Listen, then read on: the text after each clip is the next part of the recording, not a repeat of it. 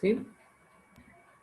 Yo escribí que es el análisis de datos numéricos que nos ayudan a tomar decisiones frente a problemas. Bueno, muy bien. ¿Quién habló? Pues, profe, pues yo escribí que es una disciplina que busca darle explicaciones y predicciones sobre fenómenos observados. Bueno, muy bien. Por ¿Sí me escuchó? ejemplo, ¿qué fenómeno podrías pensar?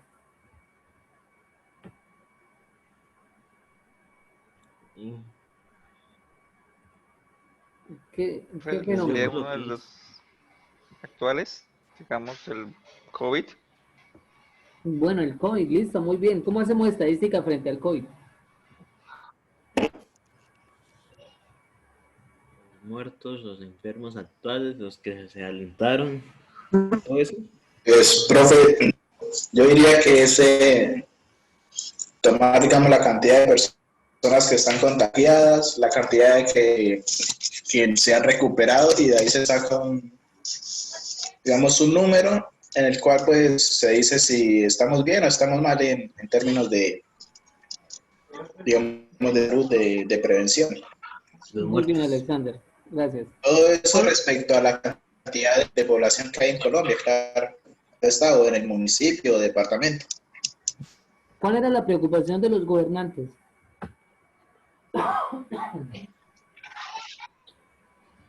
¿El pico de la pandemia? Sí, claro. Que el sistema de salud, o sea, la cantidad de enfermos no soportara no La podía cubrir el probabilidad. sistema de salud. Que eso Entonces, colapsara. Correcto, muy bien. Y entonces iban dos curvas, ¿no? La de la pandemia y la de las UCIs. ¿Y qué significaba eso del pico más alto? Pues, ¿Eso quiere decir mayor cantidad de contagios? sí. Bueno, muy bien. El pico más alto, pues lo podríamos llamar como un máximo, ¿no? En una función. Recuerden que eso es una función exponencial. Pero entonces, para el caso, la estadística, pues, lógicamente lo hacemos sobre datos observados, ¿sí? Sin embargo, nosotros podemos hacer predicciones, ojo, que es muy diferente de probabilidades, predicciones sobre esos datos ya observados, ¿sí? Para irlos comparando, es decir, los del pasado para, para, digámoslo así, estudiar el presente, ¿sí? Y calcular el futuro, ¿sí? Y poder tomar una decisión. Entonces, ese pico tan anhelado de todos los gobernantes era porque, o sea, si supuestamente hay mucha gente que ya está contagiada, ¿por qué de un día para otro empezaron a bajar los contagios? Sí, entonces ahí hay algo curioso, ¿no? Pero, bueno, es que hay muchas cosas ahí que hablar y nos salimos un poquito del tema, ¿sí? Hay bastantes cosas que hablar y de pronto las tomamos en otro momento.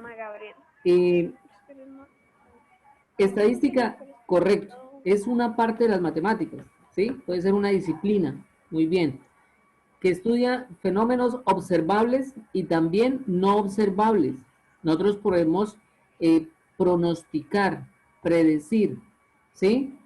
Pero tenemos algo, por ejemplo, que diferenciar cuando es cuantificable ese fenómeno.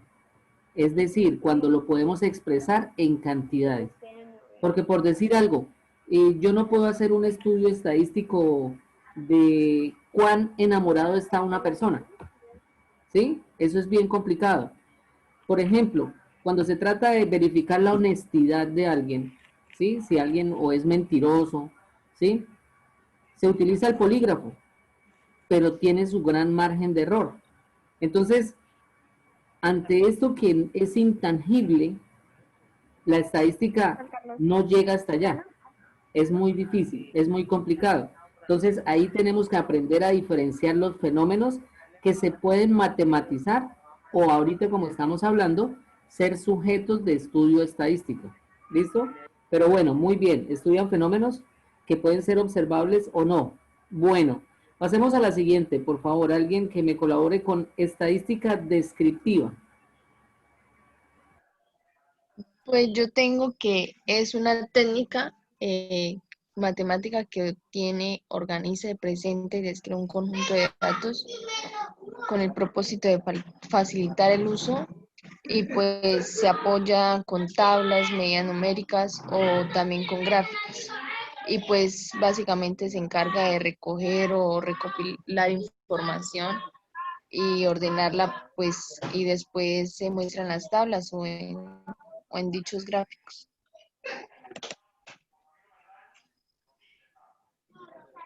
Bueno, muy bien, gracias.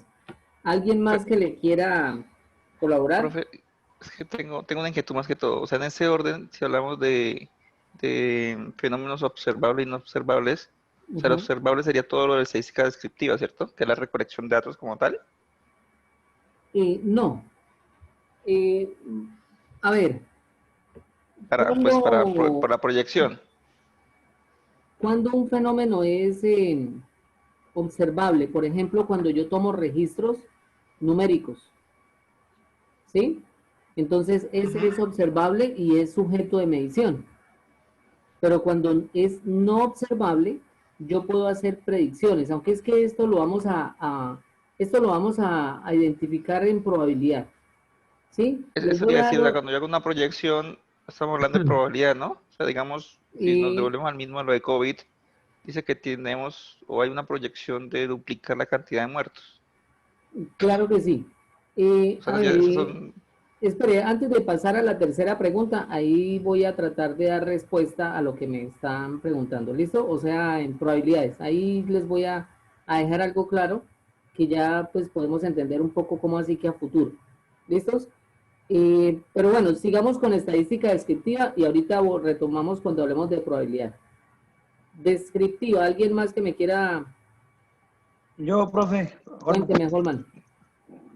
pues yo encontré acá pues, un concepto casi diferente. Dice que la estadística descriptiva es un conjunto con la inferencia estadística o estadística inferencial. Una de las dos grandes ramas de la estadística. Su propósito, su propósito o nombre lo indica, trata de describir algo, pero no de describirlo de cualquier manera, sino de una forma cuantitativa.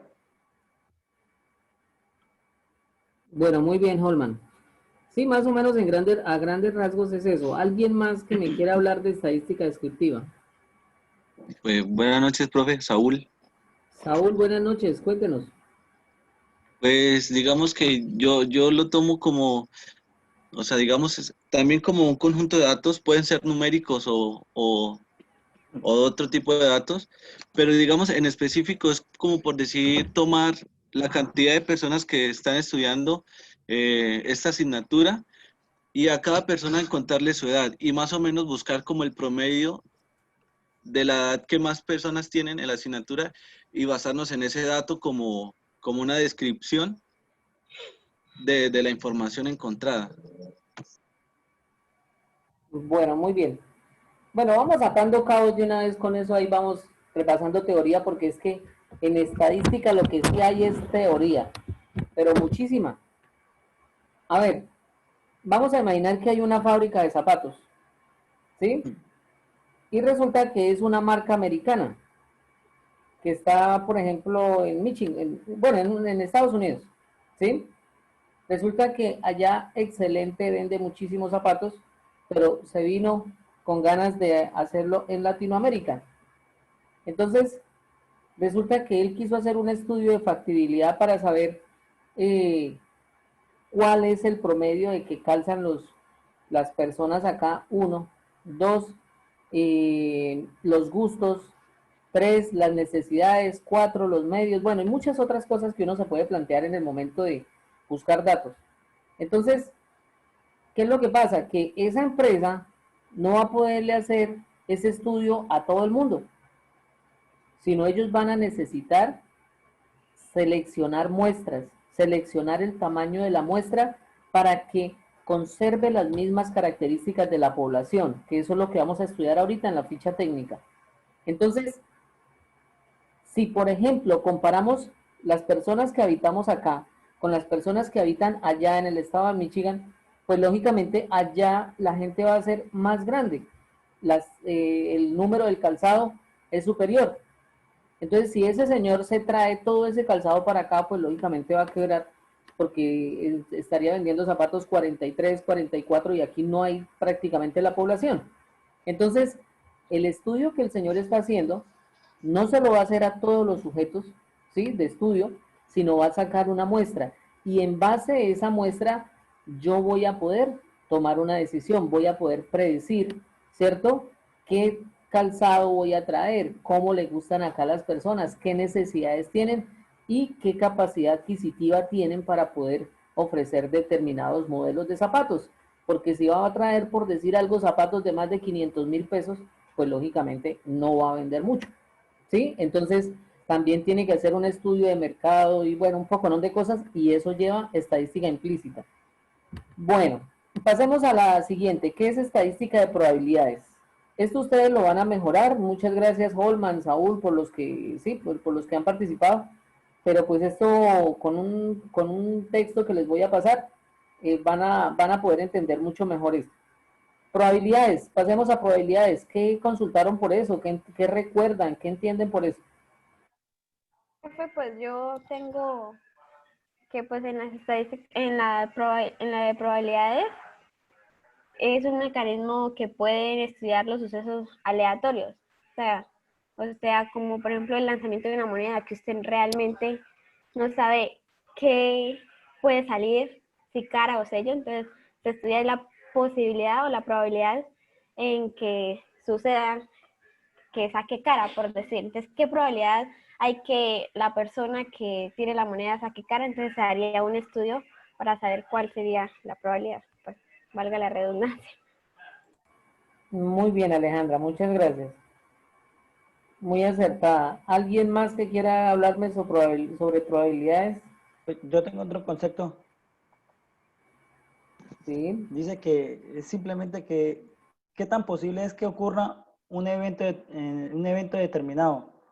Cuando no estamos seguros del resultado de un evento, podemos hablar de la probabilidad de ciertos resultados que tan común es que ocurran.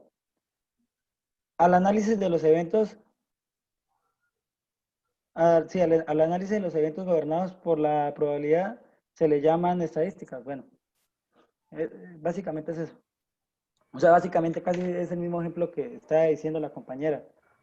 Si Bueno, uno muy juega bien, Norma. un caricellazo, uno simplemente tiene una probabilidad de que usted conoce que le salga de escoger si es caro o es sello, pero pues realmente no estamos seguros si va a caer en lo que dice.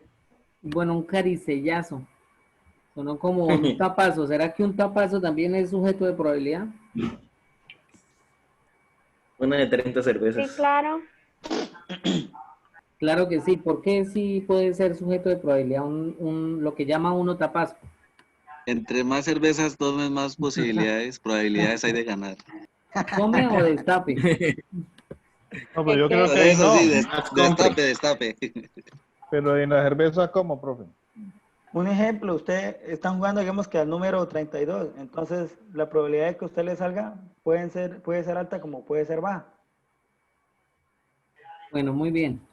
Sí, claro que es sujeto de probabilidad y lo que ustedes dicen es cierto, porque si por ejemplo se juega una sola canasta y yo compro toda la canasta, pues yo me la voy a ganar, ¿sí? Claro. Entonces tiene el 100% de Entonces probabilidad de que va... tiene 30 probabilidades. Y eso quiere decir que al profesor le gusta la cerveza. No. No, muchachos, estamos grabando. No, para nada. Yo me tomaría una por cada año. Póngale cuidado. Eso es sujeto de probabilidad, ¿sí? Lo de que estaba, es que me causó curiosidad, como dijo Caricellazo, no había escuchado eso de Caricellazo, entonces por eso me llamó como la atención. Y ahora sí, para responder un poquito a lo que estaba hablando ahorita Edwin, una cosa es posibilidad y otra cosa es probabilidad, ¿sí? Entonces, hay muchos fenómenos que son observables, ¿sí? Que a nuestros ojos, a las mediciones que podemos tomar como seres humanos, pero a medida de la tecnología, ¿sí? Porque ustedes se han dado cuenta que ahorita estamos explorando un cosmos de lo infinitamente pequeño. ¿sí? Ustedes se pueden dar cuenta, por ejemplo, en el almacenamiento de información en la tecnología, ¿sí? En los aparatos electrónicos, ¿sí? Lo que antes se necesitaba para una giga o una tera, pues hoy en día cada vez va a ser más y más y más diminuto. Entonces, la estadística va de ese paso. ¿Cuál es la diferencia entre posibilidad y probabilidad? Que la probabilidad podemos responderlo, ¿cierto? Matemáticamente, con un porcentaje, con un número, algo exacto. En cambio, la posibilidad, no. Por decir algo, yo puedo decir, es posible que va a llover, ¿sí? Eso sería como un pronóstico, ¿sí? Una predicción, algo que yo puedo emitir un juicio a priori, ¿sí? Pero si yo ya hago un estudio que en determinada parte, a tal hora, durante tantos días, llueve, no llueve, ¿sí? Y llevo los registros, entonces ahí sí ya puedo acercarme del pronóstico a algo probable, ¿sí? Entonces, una cosa es decir, uy, va a llover porque está como oscura las nubes. Otra cosa es probable porque yo ya llevo midiendo ese fenómeno de la lluvia, ¿cierto? Durante 1, 2 o 3 años, todos los días a la misma hora, ¿sí? Entonces, en cierta manera, pero vuelvo y les repito, esto es algo muy amplio, ¿sí? Que si es un fenómeno observable o no observable, vuelvo y les repito, la tecnología ha avanzado demasiado. Por ejemplo, tenemos un vaso con agua, le dejamos caer una gota de tinta. Hace 30 años, hace 50 años, ¿sí? Nunca se hubiese imaginado que esa tinta al mezclarse con el agua crea un patrón muy parecido al ácido desoxirribonucleico en nuestros patrones hereditarios, es decir, forma unas figuras geométricas que se llaman fractales, que son repetitivas y que tiene que ver con el tiempo y con la cantidad o el volumen tanto de agua como de tinta. Y hay muchísimos patrones por explorar, ¿sí? Ahora, los átomos que conforman esa tinta también se está mostrando de que llevan unos patrones sucesivos. Y entonces, aquí viene una palabra muy importante dentro de la probabilidad, que es algo aleatorio, que también podríamos decir que es algo caótico, ¿sí? Que como que no hay ningún orden, como que todo está desordenado. Y resulta que el hombre en este momento está dándose cuenta de que eso sí está ordenado, sino que nosotros todavía no tenemos ni los medios, ni los equipos, ni el conocimiento, ni la sabiduría para poder entender cómo funcionan todas las cosas en nuestro entorno. Entonces, sin salirnos de ahí, repito, la probabilidad es cuando ya ustedes hacen un estudio cuantificable, hay matemáticas, hay números, hay porcentajes, hay margen de error, ¿sí? Mientras hay otros fenómenos que todavía no lo permiten porque no tenemos los medios para hacerlo, ¿sí? Por decir algo, y ya ahí termino esa parte, Newton, la física newtoniana, ¿sí? Duró muchísimo tiempo, porque duró varios siglos, siendo la que lideraba las fuentes de conocimientos y de la ciencia en la humanidad. Pero cuando llegó la teoría de la relatividad, Newton prácticamente quedó abolida, ¿sí?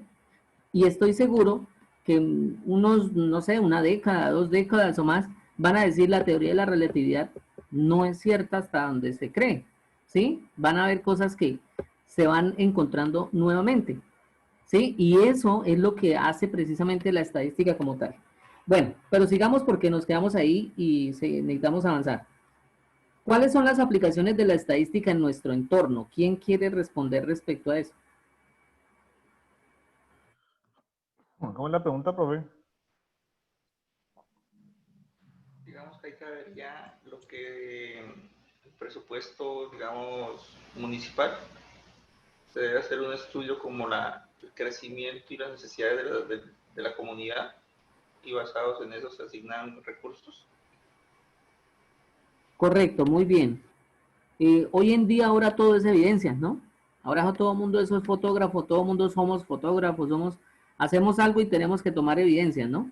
Entonces precisamente ahí necesitamos estar sacando datos y después mostrarlos, ¿no? ¿Qué es lo que nos permite la estadística? Muy bien, otro ejemplo. Profe, otra cosa sería, digamos, como en las ventas, digamos, como sucede ahorita por el COVID, que han bajado las ventas y todo eso sería una forma, ¿no? Correcto, muy bien. Aunque eso pues también hace parte de la parte contable de una empresa, de la parte administrativa. Pero vamos, por ejemplo, a la bolsa de valores. ¿Sí? Eso es algo macroeconomía. Y pues eso es pura estadística en conjunto con reglas de cálculo. Bueno, muy bien. Pasemos a la última y pues las otras sí ya esa la hacen después. Y ahorita le respondo a Gabriel lo que me estaba preguntando. ¿Por qué un estudiante de ingeniería de sistemas debe tener conocimientos de estadística? ¿Quién me colabora con eso?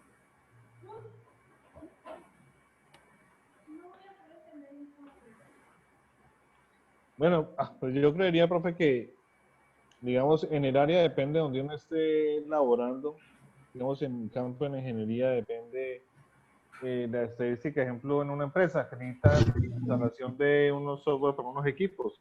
Entonces, hay que analizar cuáles equipos lo necesitan, cuáles no lo necesitan, cuáles son más nuevos, cuáles reciben el software.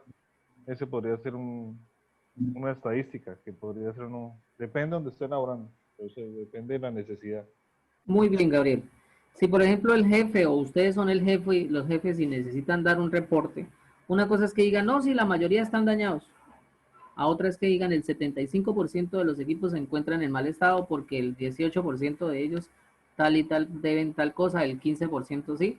Cuando ya nosotros hablamos en términos estadísticos, pues lógicamente vamos más en como llamémoslo a la fija. Y entonces prácticamente en todo lo que les estaba tratando de decir, en todo informe, ¿sí? Es mucho mejor si lo manejamos con conceptos concretos, ¿sí? Y pues esto de ser concreto se debe gracias al carácter numérico, ¿sí? Los números no están jugando. Y entonces ahí entra esa parte que les decía al principio, de que las matemáticas aplicadas tienden a ser ciencias exactas. Entonces, por ejemplo, cuando se elige un presidente, se necesita el número total de votos, es decir, es presidente con tantos votos, ni uno más ni uno menos. ¿Sí? Entonces, cuando uno va a presentar un informe, bueno, muy bien, Gabriel. La pregunta que me hacía, que esto dónde lo desarrollan, que dónde lo suben, tranquilos, esto lo voy a pegar al primer taller. ¿Listos? Entonces, el taller primero, los que de pronto no saben cómo he venido trabajando, el primer taller lo entregamos en el primer corte. ¿Sí? Yo les abro ahí en la plataforma Uniremington para que ustedes me puedan subir el archivo. ¿Sí? Ahí poco a poco les voy diciendo cómo lo vamos a hacer. Entregamos 3 talleres en el semestre. ¿Listos? Para acumular el 30% del seguimiento total. Entonces vamos a trabajar igual. ¿Listos? La idea es esta prueba, tranquilos, ustedes la pueden desarrollar y la van a presentar en conjunto con el primer taller. ¿Listos? ¿Dudas, inquietudes, preguntas? Profe, o sea que tenemos la prueba diagnóstica ahí guardada y cuando hagamos el primer taller la metemos ahí. Pues es que yo creo que el primer taller lo van a hacer prácticamente desde ahorita. ¿Sí? Porque vamos a iniciar. Entonces, póngale cuidado, muchachos. Yo con este ejemplo nos vamos a ahorrar un montonón de teoría. ¿Sí? Porque es que para ponerme a dictarles o a decirles qué es la población, qué es la muestra, qué es la variable, que no, yo lo hago de una vez con un ejemplo y lo vamos a trabajar. ¿Listos? Bueno, alguien escribió aquí en el chat. Iniciamos mal. Dice Alexander, ¿cómo así? ¿Por qué iniciamos mal?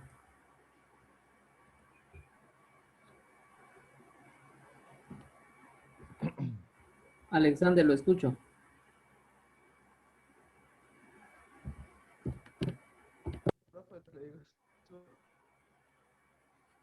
Sí, Alexander. No lo, o sea, no, mire a ver si el micrófono lo tiene encendido. Lo tiene apagado. Lo tiene apagado, sí, señor. Cuénteme, Alexander.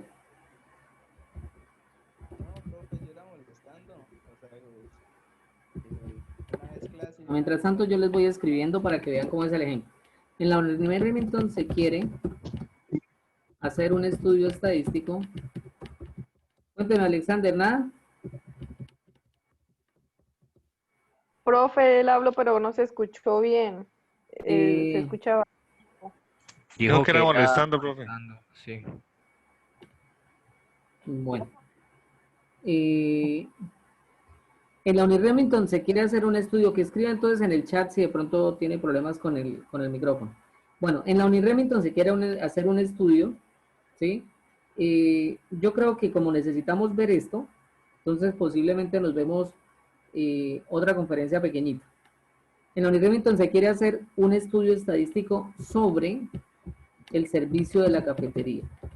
Sobre el servicio de la cafetería. Vamos a dejarlo ahí. Bueno, la cafetería. Se debe organizar la información. Bueno, me quedó mal esto. Está fallando esto. Bueno, se debe organizar la información en 4 intervalos.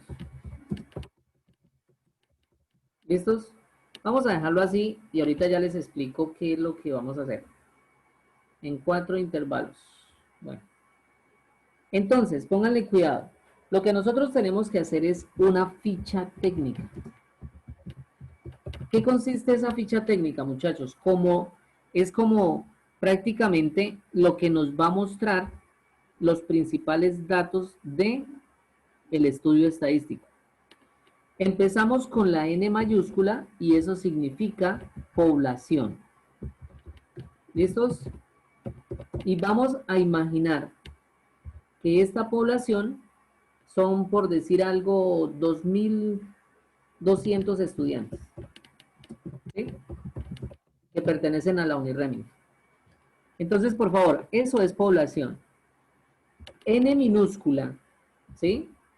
Va a ser una muestra. ¿Y qué es la muestra? Es un subconjunto de la población. ¿Claro? Y para el caso, vamos a tomar 20 datos nomás. Es lógico que ese tamaño de esa muestra no me va a permitir una fiabilidad de los datos. ¿Sí? Pero yo escogí esos 20 nomás. Hay fórmulas para calcular el tamaño de la muestra de acuerdo al estudio que yo quiera realizar. Si es una variable cualitativa o cuantitativa. ¿Listos? Es decir, lo que sigue ahorita. X. ¿Qué significa X? Es la variable estadística. Por favor, esta ficha técnica, ¿sí? Debe estar en todo estudio estadístico.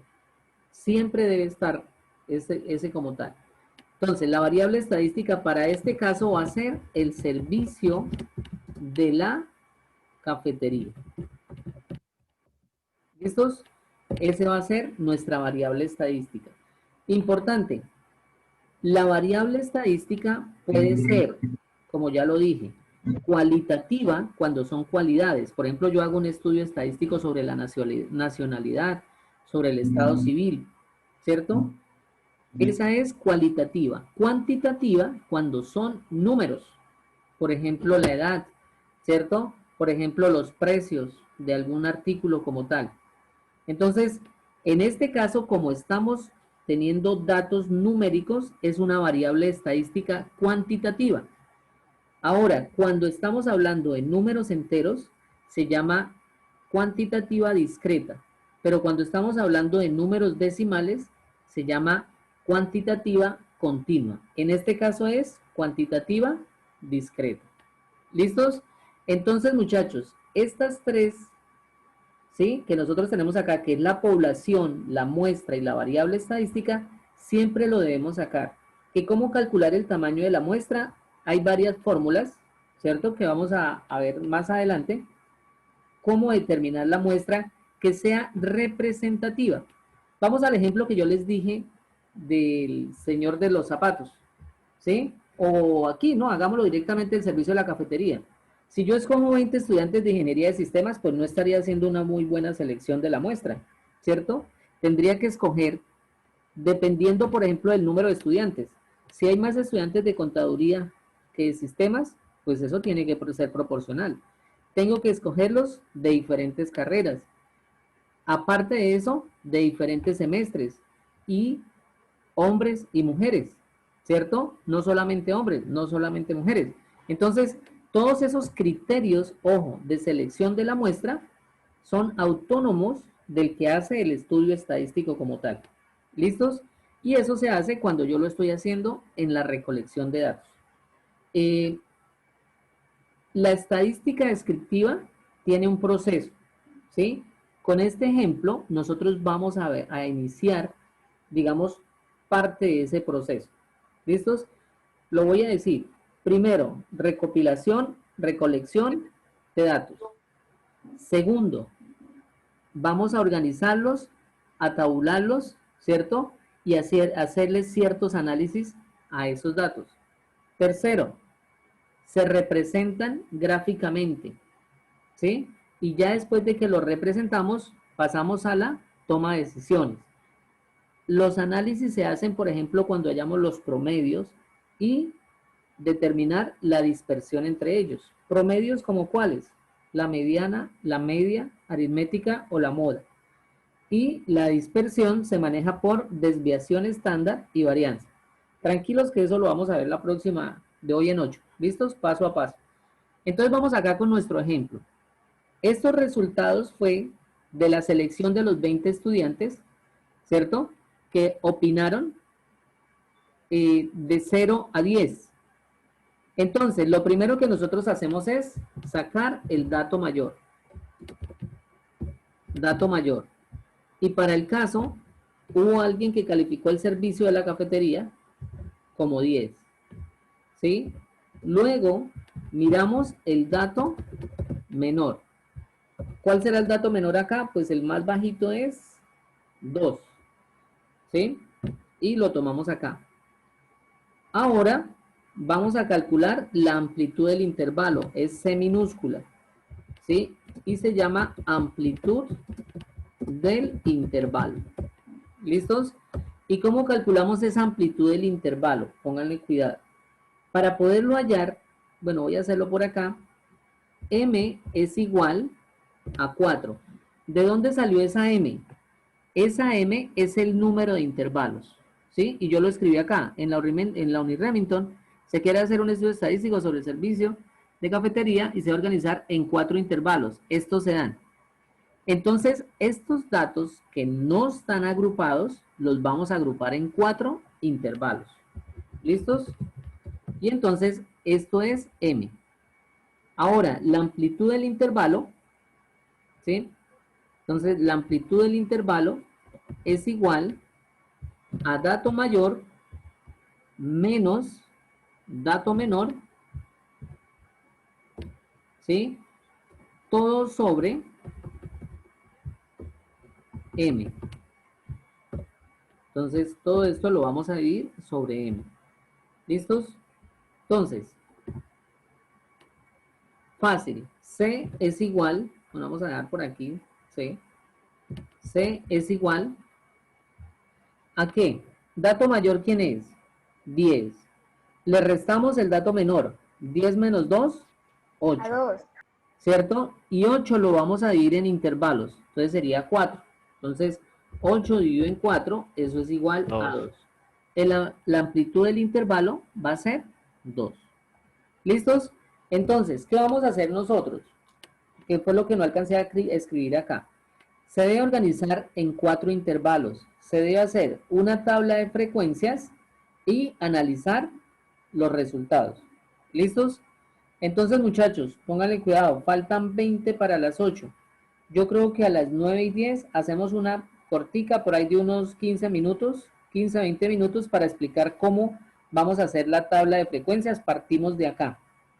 ¿Listos? Entonces, mientras graba la conferencia, la subo a YouTube. A las 9 y 10, por favor, volvemos a conectarnos. Les envío nuevo enlace para que no se me confundan acá las grabaciones, que hay veces se forma error acá en el portátil. Entonces, nos vemos a las 9:10, ¿listo? Profe, una preguntita antes de cortar ahí. Cuénteme. Nos dice en la última que C es la amplitud del intervalo, ¿cierto? Sí, ahorita Gabriel ¿Y lo qué voy a es lo- explicar mejor en la tabla de frecuencia, ¿listo? No, lo que quería preguntarle es la C que está aquí, la C que es. Por eso le digo, ahorita le digo qué No. significa amplitud del Bueno. intervalo.